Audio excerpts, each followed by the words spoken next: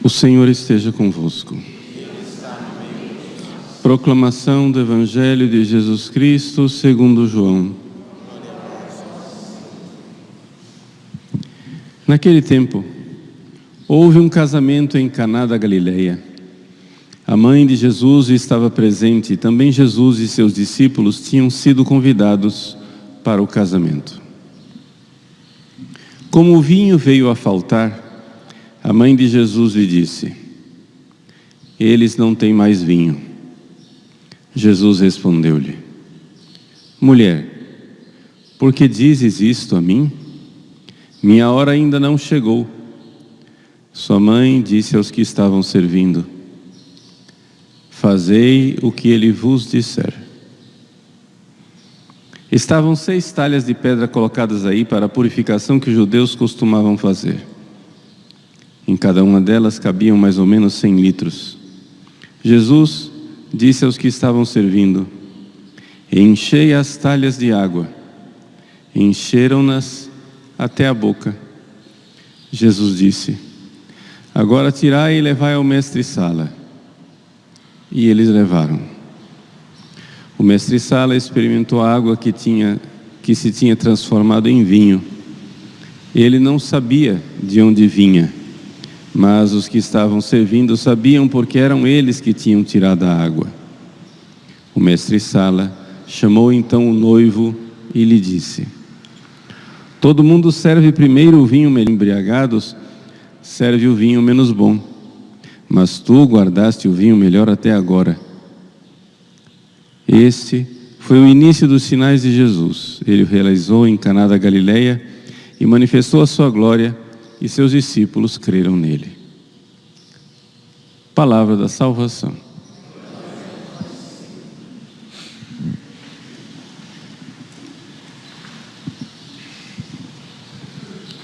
Meus queridos irmãos e irmãs, com grande alegria celebramos hoje a festa de Nossa Senhora Auxiliadora dos cristãos. Essa devoção, que é da Igreja, do mundo inteiro, foi trazida para as nossas paragens aqui de Cuiabá, especialmente em 1894, quando aportaram aqui em Cuiabá os primeiros salesianos de Dom Bosco. Então, nós vivíamos uma situação lastimável enquanto clero. Cuiabá estava sem padres. Tínhamos o nosso velho arcebispo, Dom Carlos Luiz Damur, e 2 ou 3 padres velhinhos morrendo. Dom Carlos já tinha tentado trazer os salesianos quando Dom Bosco ainda estava em vida. No entanto, Dom Bosco não tinha ainda as vocações suficientes. Dom Bosco morreu e então o seu sucessor, o bem-aventurado Miguel Rua, enviou os primeiros salesianos para cá. Encontrou Cuiabá, tinham os padres lazaristas que cuidavam do nosso seminário, um padre diocesano na catedral, um outro na Boa Morte, mas já velhinhos, né? E assim era essa situação lastimável da nossa diocese, que ainda não era arquidiocese, era só diocese de Cuiabá. Os salesianos vieram e trouxeram Nossa Senhora Auxiliadora. Por que é que nós celebramos Nossa Senhora Auxiliadora no dia 24 de maio? Porque foi esse o título que o Papa quis invocar a Virgem Maria por uma graça especial. Napoleão, que tinha invadido muitos países da Europa, levou o Papa como prisioneiro. E quando o Papa então voltou a Roma, no dia 24 de maio, os sinos de Roma tocaram de alegria, e então aquela data ficou como um triunfo de Nossa Senhora, auxílio dos cristãos, porque o Papa tinha sido libertado das mãos dos seus inimigos. E a partir daí, o título de Nossa Senhora Auxiliadora dos Cristãos foi sendo invocado cada vez mais, foi introduzido na ladainha de Nossa Senhora, ladainha de Loreto. E Dom Bosco, que sempre foi muito devoto de Nossa Senhora, desde o início dedicou a sua obra debaixo da proteção, do patrocínio de Nossa Senhora, quis então, a partir da década de 60, 1860, invocar Nossa Senhora com esse nome especial de Nossa Senhora Auxiliadora dos Cristãos, né? L'Ausiliatrice em italiano. Para incutir a devoção em Nossa Senhora Auxiliadora, Dom Bosco, em 1870, ele escreveu uma meditação de uma novena para Nossa Senhora Auxiliadora, né? 9 dias consagrados à Augusta Mãe do Salvador, sob o título de Maria Auxiliadora. E então, para argumentar, para mostrar como Nossa Senhora é auxiliadora, principalmente de nossas necessidades espirituais, ele coloca então 2 grandes argumentos. O primeiro argumento das Sagradas Escrituras. Ele diz assim: é evidente que Nossa Senhora é auxiliadora, porque tão logo ela recebeu o anúncio do anjo, ela saiu correndo para anunciar, para auxiliar a sua parenta Isabel, né? Habit in montana cum festinazione. Foi para as montanhas com rapidez, com pressa. Nossa Senhora foi auxiliar com pressa. E essa pressa denota, nos mostra a pressa que ela tem de nos fazer o bem.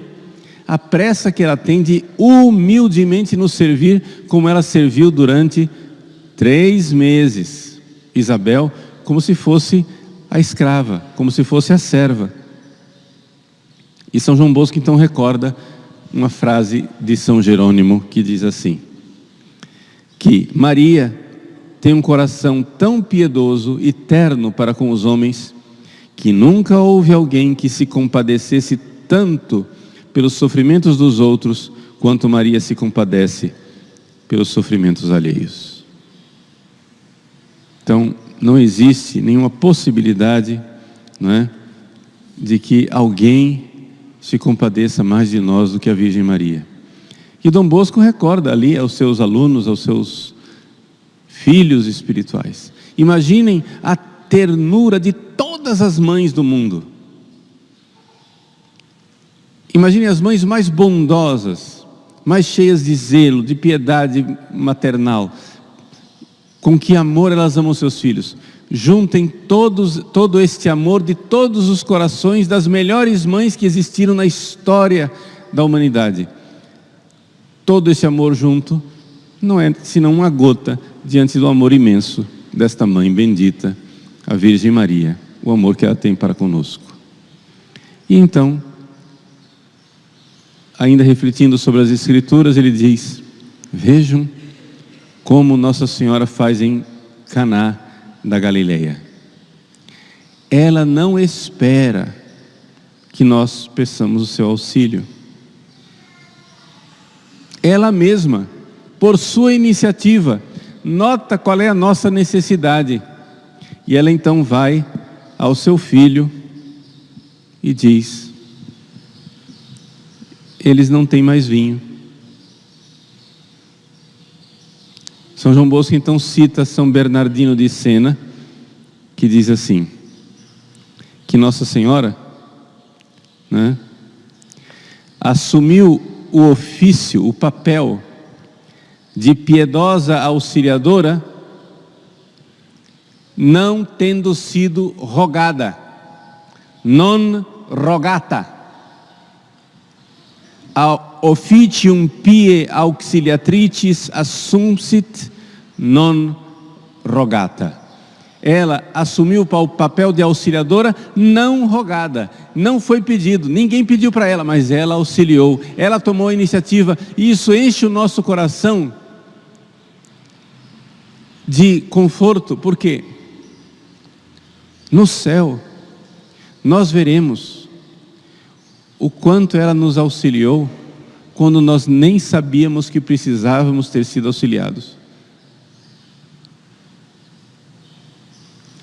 No céu nós veremos as preces, as súplicas, as graças que ela nos alcançou e que nós nem temos notícia. Passaremos essa vida, era um perigo, era uma situação, um momento em que nós precisávamos, e ela notou o que nós não notamos, ela viu o que nós não vimos, ela pediu o que nós não pedimos, ela alcançou o que nós não alcançamos. Ela é auxiliadora. Ela é auxiliadora.